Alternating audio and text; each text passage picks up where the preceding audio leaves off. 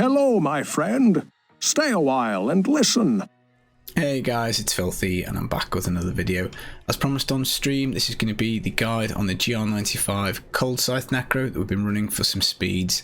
Now it's doing the speeds in about 3.5-4 minutes, so it's not like the fastest thing in the world, but it is still pretty powerful. Found around the kind of like under 1,000 paragon, the 95s were popping out quite easily.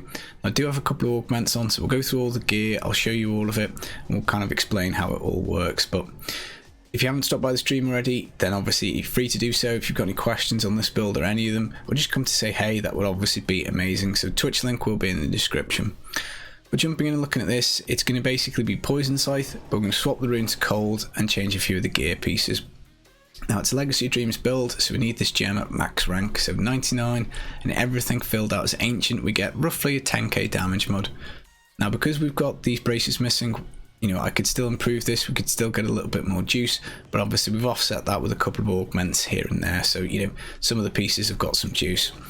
Now Ledger's Disdain normally gives us like only damage when we restore essence, so normally you have to dump your essence, you get your modifier by restoring it with this, so it you know, up to 80% extra damage for every point. Now funnily enough, the Simulacrum will actually damage even if your essence is full, so even though I've got full essence now, if my Simulacrums hit something with this Frost Scythe, they're going to do pretty good damage.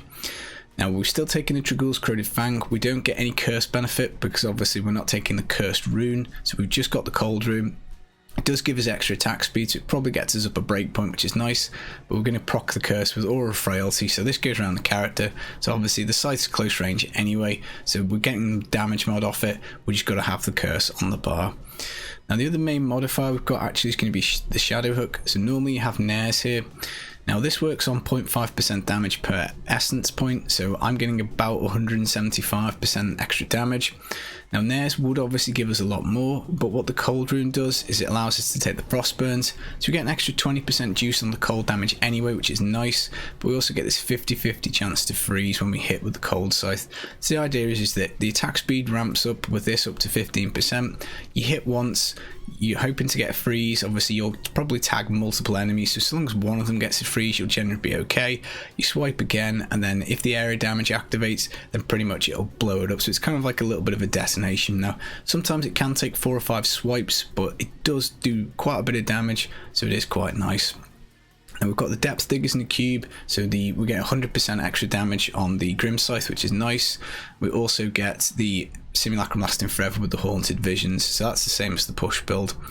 Crispies obviously gives us the huge damage spike, so slowed enemies get 100%, so that's handled by the Bane of the Trapped.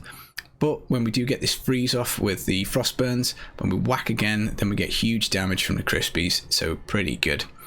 Now we've got the Golem Skin Pants, this is just giving us 30% damage reduction.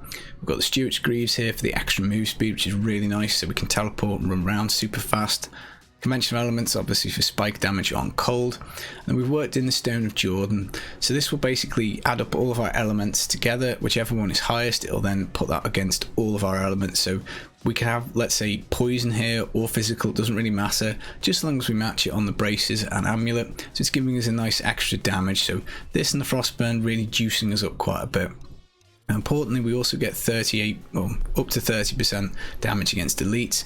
That's really handy because the only thing you'll ever struggle with as this Necro is going to basically be Juggernaut. So the extra elemental, the extra elite damage is just very, very nice. Now you can still kill jugs, you don't have to skip them, obviously they do just take a little bit longer, but something with shielding a jug, then this is where this item really comes in clutch. Now we've got Dainty's Binding, again helping for toughness, so again that cursed aura will just give us a 50% damage reduction. Because we don't actually have any spenders on the bar at all, the AQ is going to give us 50% damage reduction, so you know we're still quite nice and tanky. Simplicity Strength Gems going to give us some more damage, so flat damage to primary skills, as well as give us a heal, so that's quite handy. Shoulders completely open, I would pretty much pick something with area damage. These are just the best shoulders that I had when I set the build up. I might have found a better pair since, but at the moment these are what I've got. You just want something with area damage on basically. Invit life % area damage would be nice. And I think that probably covers the gear pieces, save for the Loric's crown. This is just buffing up the toughness, so trying to keep that life pool nice and big at 1.3 million means your simulacrums won't die.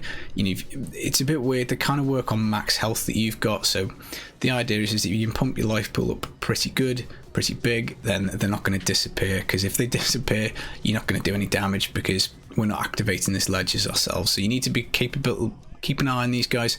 If they disappear for you too much, you need to drop the jars a little bit or pump up your life pool and pump up your toughness. And finally guys, we've gone for the armor gems in the chest piece and trousers. I just found they work the best in terms of helping me survive. You could go for the vitality gems just to again pump this life pool up a little bit more. I tried intelligence gems, I just found it was a little bit squishy, but again, you could swap over to that. Maybe with the one more ancient, maybe I could have done that. In terms of stats, you want to get attack speed. You're looking to hit 1.68 as like your kind of main breakpoint you can get to. I think I'm missing it ever so slightly, but obviously when I get the attack speed bonus from the cold scythe, I'm going over that. So a little bit more attack speed for me would be beneficial. Other than that, you want area damage and then pretty much double crit. Now you can get Grim Scythe damage on your belt and also on your trousers, so you can pick up another 30% damage there, which is pretty good. And then obviously I don't want Skeletal Mage here, I want crit chance, but it's just the best helmet I've got. I don't know, I'll find another one at some point. So yeah, let's just have a quick look at the skills. Now, Command Golem, Ice Golem, rune here, totally completely up to you. I played a lot with the Blood Golem, so this would basically be like a health potion, so you could just pop it, get 25% health. Again, nice for like Juggernaut, Rift Guardian, if you look like you're going to take a bit more damage, you can rely on it for that. Bone Golem is an option, you can use this to group up, but the Golem's on fairly long cooldown because we've got no CDR on the build, so it's not going to be available too much. What I did like in the end though was the Ice Golem, because it does a freeze, which is fine, so you've already got your crispy up, which is great. It's a 3-second freeze as well, so it's quite nice. But you get 10% increased crit chance, so really handy for the Rift Guardian. You can slap this on it, same for Juggernaut, and you just boosting that damage up a little bit, which will help you. But if you want to swap it off, you by all means you can do. Frost Scythe basically just gives us this 15% attack speed. It's cold, it allows us to freeze with the Frosties and proc Crispies. Harvest of Anguish, again, you could go for Dislocation if you want the guaranteed stun. The Harvest of Anguish, I just find the extra 10% move speed just keeps me a little zippier, and then we've got a 50-50 chance of freezing anyway with the Frostburn, so I kind of liked having it on that one. Aura of Frailty is the curse for the dainties and also for the trags, so you know, fairly essential. Simulacrum, Blood and Bone. Now this again is possibly a controversial one, because Reservoir would double our essence pool, and that would obviously be double damage because of the shadow hook in the cube. What I think though is Blood and Bone gives you 2 Simulacrum, so it's kind of like double damage anyway, plus you've got bigger area of effect, so your Simulacrum are going to be hitting for much bigger area. So all in all, that seems to make sense, even though obviously I would love to get double essence in there if I could. Blood Rush Potency. Now, one of the interesting things about the mechanics for the Simulacrum is when you teleport, they snap to you. So let's say your Simulacrum aren't in the position that you want, you just teleport and they'll just instantly come to your side, and then you can dump out a bit of damage.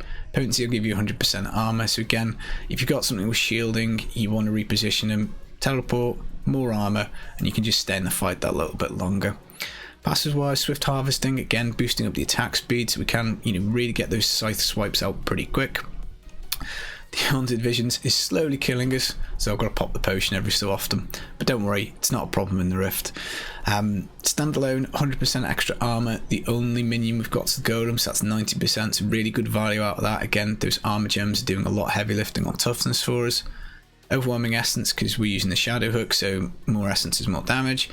And then I really would use Final Service, because you really don't want to be dying. If you die twice in quick succession, then you're not going to have your Simulacrum, which is obviously a problem, because without them you're not going to do any damage. So I've left this one on. Obviously when I push, I do take it off, because you're going for Stone Gauntlets and Ice Climbers. But that's pretty much it, guys. So when you jump into the Rift, make sure you press Simulacrum. I'm sure my keyboard's dodgy because I forget this loads. I swear I press it, but chat's always telling me off that I don't. Other than that, you basically want to get your bone armor stacks up to 10. That's giving you 30% damage reduction. And then you basically want to swipe and just make sure that your Simulacrum are touching stuff. If they're not where you want them, teleport, they'll snap to you, and then you can use your Golem. I probably would save it for Juggernaut. I probably would save it for the Rift Guardian, but if you want to use it during the rift as you go, that's absolutely fine. Sometimes you can get a rift where you don't see a jug, and that's just that.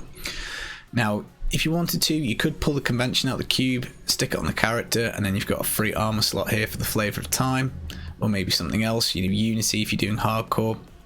But as I say, using the new stone jump power is nice. Obviously, it's given us the extra essence as well, which I probably should have mentioned, so it's pumping that essence pool up a little bit more anyway, so it is some decent damage. Now, as I say, if you want to rework this for poison, you absolutely can do. You just want to stuff some poison skills on here, so Cursed Scythe, the poison rune on the golem, poison rune on the bone armor, and then you could probably get rid of frailty because you're going to be cursing with your scythe. But as I say, I quite like the cold, quite like it looking different. I quite like the freeze effect with the frosties, so you know, you probably would have to get your blind faith helm in, I guess, if you're doing poison, just to make sure that you're getting that crispy activation. What I did find when I tried the blind faith helm, it just didn't seem to work as well, so I did give poison a decent run of it for a good half an hour, 40 minutes, and I just like the cold better. So there we go. Speed build, maybe it's off meta, I don't know. 95's under 1000 paragon, 3-4 minutes. I was fairly pleased with it.